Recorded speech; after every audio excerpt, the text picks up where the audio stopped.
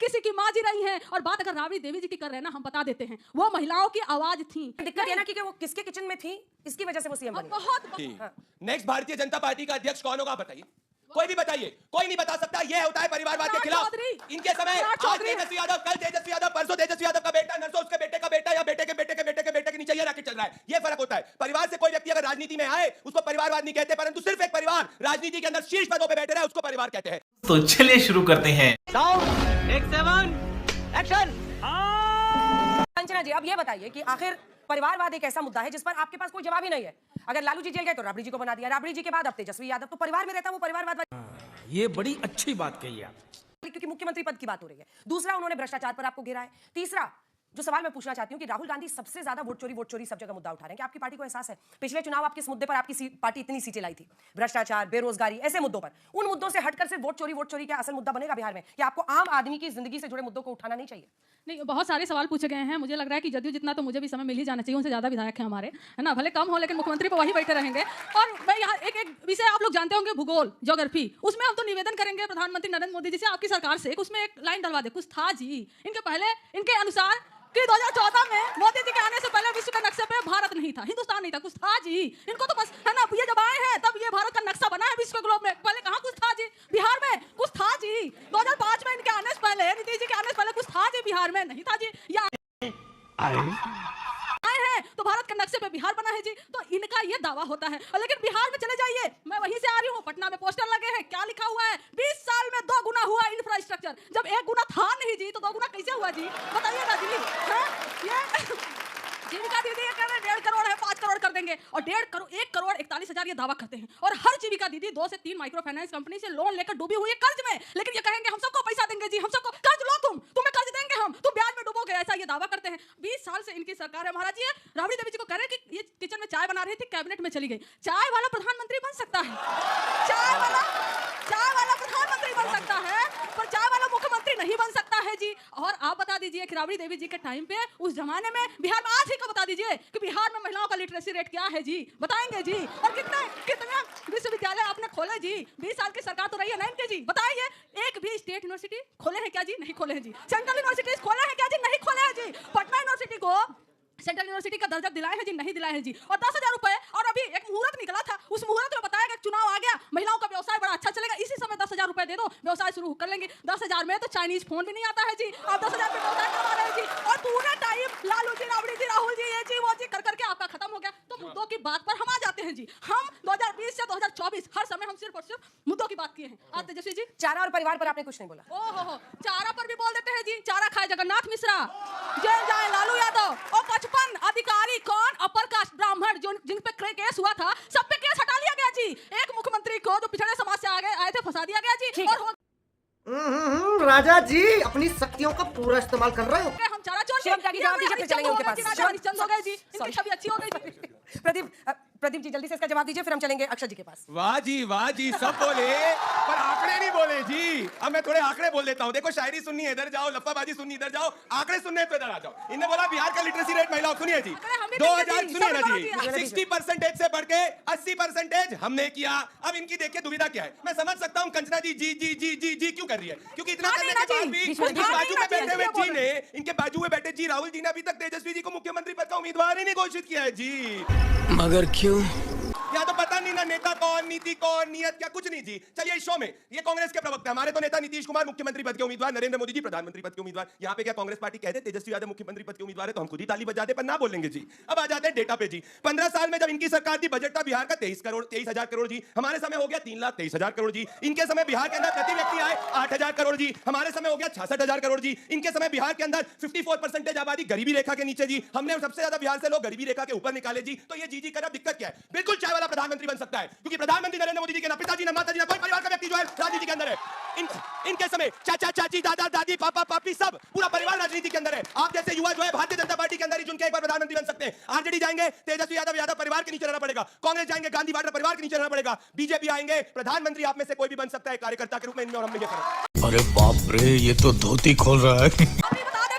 अक्षय जी देखिए, वो कह रहे हैं कि अभी चुनाव लड़े और अगर हार गए तो चले जाएंगे किसी राज्य में। मुझे भी उन्होंने इंटरव्यू में पीके ने लिख के दिया कि या तो 10 से कम सीटें आएंगी नहीं सो मैं इसमें आपको एक बात बताना चाहूंगा कि आरोप और प्रत्यारोप के अलावा अगर हम मुद्दे की बात करें तो देखिए कि किसी भी राज्य में अगर वहां की जो संस्थाएं हैं अगर उनमें पारदर्शिता की कमी है, सत्यनिष्ठा की कमी है, तो वो संस्थाएं किसी काम की नहीं रह जाती हैं। 1980 में जहां पर हमारा आज युवा बैठा है मेरे सामने, 1980 में जहां पे हमारा नैरेटिव होता था डेमोक्रेटिक रिफॉर्म्स, आज वो गिरकर इलेक्टोरल रिफॉर्म्स और उससे नीचे गिरकर इलेक्टोरल फर्जेबाजी और चोरी, वोट चोरी पर आके टिक गया है। और इसके बीच में जब मैं चुनाव आयोग से प्रश्न पूछता हूं या मेरे साथी कोई पूछते हैं तो आवाज पूछता इधर हूं, आवाज इधर से प्रवक्ता भाजपा की आती है, आवाज उधर से जेडीयू के प्रवक्ता की आती है। अरे मैं ये समझना चाहता हूं कि इतनी नीचे अब बिहार में जाके देखिएगा, बीएलओ बिना वोटर के पूछे उसका साइन करे जा रहा है, किसी को ना रसीद मिल रही है, एक घर में से सैकड़ों वोटर निकल रहे हैं और इसके बीच में जेडीयू के प्रवक्ता इसको आके जस्टिफाई करते हैं। अरे जीवन निकल गया नीतीश कुमार का सुशासन बाबू के लाने में, और आपके पार्टी के सर्वदलीय नेता सब लोग पहचानते हैं ना, इतना बड़ा बड़ा घोटाला कर दिया कि उस आदमी का जीवन बर्बाद कर दिया है।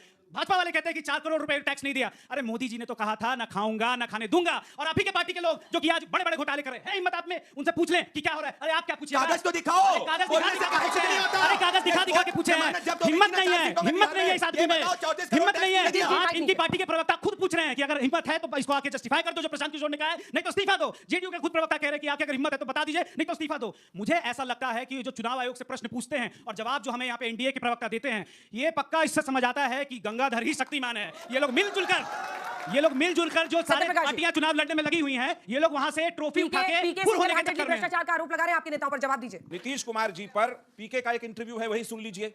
वो नीतीश कुमार जी की ईमानदारी की अभी तारीफ कर रहे हैं 4 दिन पहले के इंटरव्यू में। उनका एक मॉडल है पीके जी का, वो निकले गांधी के आश्रम से, जमीन पर घूमे, देखे नीतीश जी का सड़क एकदम चकाचक है, हर गांव में देखे कि बिजली चकाचक है, पंचायत में महिला बैठ के नीति निर्देशक तत्वों पे काम कर रही है, बच्चियां साइकिल से स्कूल जा रही है। पीके को लगा आप करे क्या, तो पीके साहब लौट के आगे पटना, एक मॉडल नया निकाला उन्होंने, उसको कहते हैं हड़बड़ी का मॉडल। क्यों? 4 सीट उपचुनाव में हार गए थे, तो अब उनको लगा कि नीतीश कुमार जो की जमीन पर जो पकड़ है वो देख करके जब लौटे, तो जिन नेताओं को चारों तरफ जहां जहां दलित समाज के कोई नेता है, कोई पिछड़े समाज के नेता है, उनको किसी तरह घेरो तो कुछ सारे डॉक्यूमेंट लेके आए।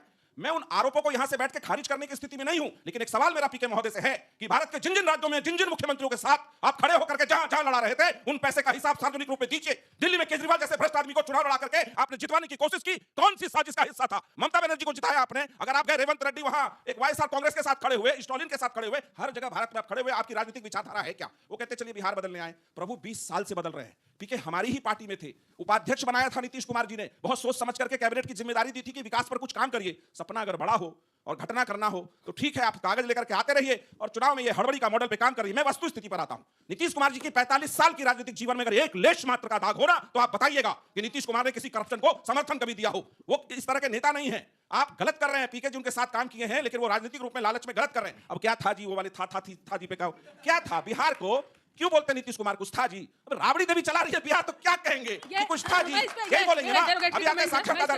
मुझे दुख है कि बिहार के मुख्यमंत्री होकर के भी उनका बाल बच्चा ठीक से पढ़ लिख नहीं सका। इस साक्षरता का तो मुझे दुख है। राबड़ी जी का बच्चा है वो। बिहार के मुख्यमंत्री जब बने उनके बाद तेजस्वी जी का जन्म हुआ है। और भी एक दुख है कि बिहार की एक बेटी जो राज्यसभा लोकसभा तक पहुंची, मीशा दीदी, उनकी दीदी है, वो पहुंची मेडिकल कॉलेज जमशेदपुर, वहां से ट्रांसफर पटना करा लिया। आज तक एक पर्चा दिखा दीजिए डॉक्टर मीशा यादव ने इसको पैरासीटामोल लिखा है, बता सकते हैं आप बताएंगे बिहार की साक्षरता दर? बिहार की महिलाओं की साक्षरता दर बढ़ी तो प्रजनन दर में कमी आई, और वो साइकिल पोशाक योजना वहां से शुरू हुई। बिहार के हर महिला को 35% सरकारी नौकरी में आरक्षण नीतीश कुमार जी ने दिया। उच्च शिक्षा में 33% आरक्षण दिया। आप कहां से पढ़ी हैं बताइएगा? आप जिस गांव की हैं, क्या आपने साइकिल पोशाक ली थी? आप जिस गांव की हैं बता के जाइएगा। सड़क किसने बनाया आपके गांव में? आपके गांव में बिजली किसने पहुंचाई? आप ये बता के जाइएगा कंचना जी कि राजद का हर नेता शपथ लेके बताए कि उसके गांव की बिजली और सड़क किसने पहुंचाई। शिल्पी गौतम का हत्यारा कौन है आज तक नहीं पता। इतनी अच्छी लड़की को मार दिया गया, कुछ नहीं बोलते आप लोग। परिवारवाद थोड़ा आगे बढ़ के देख लेते हैं। क्रिकेट में चले जाते हैं। जय शाह जी आईसीसी के चेयरपर्सन, क्वालिफिकेशन क्या है? वो अमित शाह जी के बेटे हैं। इसके अलावा क्या है उनका क्वालिफिकेशन, जरा बताइएगा तो जी। और दूसरा जो है रोहन जेटली जी है, ये डीडीसीए के प्रेसिडेंट है, अध्यक्ष है, सुपुत्र है अरुण जेटली जी के। बताइए, ये तो परिवारवाद से आते ही नहीं है। इनकी तो क्वालिफिकेशन इनकी होगी ना कुछ। ये 20 साल के 18 साल में दांत जो है, ये दूध के दांत इनके टूटे नहीं होते हैं तब तक क्रिकेट एसोसिएशन का प्रेसिडेंट बना दिए जाते हैं। लेकिन परिवारवाद पे एकदम साफ पाक है। पूरा मंत्रालय इनका भ्रष्ट है, पूरा ऊपर से नीचे तक अधिकारी इनके भ्रष्ट है। लेकिन छवि देखिए जी किसकी? नीतीश कुमार जी की। नीतीश कुमार जी की छवि बिल्कुल अच्छी है, कोई दाग धब्बा नहीं है। चाहे पूरे मंत्री परिषद इनके भ्रष्ट हो, चाहे उगाही कर रहे हो, लेकिन क्या जाइएगा वहां पर? परिवारवाद की बात पूछ रहे हो। 50% मंत्री आपके एनडीए सरकार में परिवारवाद से आते हैं सर। किसी के पिताजी रहे हैं, किसी की माँ जी रही हैं। और बात अगर राबड़ी देवी जी की कर रहे हैं ना, हम बता देते हैं, वो महिलाओं की आवाज थी। ओबीसी एससी एसटी पिछड़े समाज की महिलाओं की आवाज थी। अगर किचन से निकलकर कैबिनेट में गई थी तो अभी हमें प्राउड है कि हाँ, किचन से निकलकर कैबिनेट में कोई जा सकता है। लेकिन तेरा तो गेम बजाना पड़ेगा। दिक्कत ये है ना कि वो किसके किचन में थी, इसकी वजह से वो सीएम बनी। बहुत बात तो सही है। बहुत अच्छी बात किसके किचन में थी, कहां से पहुंचा दी गई? वही परिवारवाद की बात तो हम भी कर रहे हैं। बताइए सम्राट चौधरी जी, शकुनी मामा शकुनी चौधरी के बेटे नहीं है क्या जिनको आप अध्यक्ष बनाए थे, डिप्टी चीफ मिनिस्टर है? परिवारवाद पे बात करिएगा ही मत। आप जो मंत्री बनाते हैं ये पुत्रों को सुपुत्रों को जो भी आपको लगते हो अपनी नजर में, उन पर क्या जवाब दीजिएगा? बंद करते प्रथा को ना। चिराग पासवान कौन है आपके अंजना साथ? जी। अनूठे बहुत सारे संबंध हैं। अंजना जी, नेक्स्ट भारतीय जनता पार्टी का अध्यक्ष कौन होगा बताइए? कोई भी बताइए, कोई नहीं बता सकता। ये होता है परिवारवाद के खिलाफ। इनके समय आज तेजस्वी यादव, कल तेजस्वी यादव, परसों तेजस्वी यादव का बेटा, नरसों उसके बेटे का बेटा या बेटे के बेटे के बेटे के बेटे के नीचे ये रख के चल रहा है। ये फर्क होता है। परिवार से कोई व्यक्ति अगर राजनीति में आए उसको परिवारवाद नहीं कहते, परंतु सिर्फ एक परिवार राजनीति के अंदर शीर्ष पदों पे बैठे रहे उसको परिवार कहते हैं। योग्यता मतलब ये होता है शीर्ष पद किसी के रिजर्व नहीं होते। क्या आप लोग ये गारंटी दे सकते हो अगर इनकी सरकार बनेगी तो अपराध का गिरोह नहीं चलेगा? जैसे 5 बजे के बाद में महिलाएं घर के बाहर नहीं निकल सकती थी, चलो छोड़ो। इनमें अगर आप यहाँ पे नेता नीतीश कुमार, नरेंद्र मोदी, कांग्रेस को ओपन चैलेंज आज तक पे डिक्लेयर करके बताओ तेजस्वी यादव अगर मुख्यमंत्री पद के उम्मीदवार है तो डिक्लेयर करके बताओ। जय श्री राम दोस्तों, आज की डिबेट परिवारवाद और विकास, ये दोनों में आपका राय क्या है? कमेंट करके ज़रूर बताएं और ये भी बताएं कि परिवारवाद हमारे देश के लिए कितना खतरा है। और अगर आप हमारे चैनल में पहली बार है, चैनल को सब्सक्राइब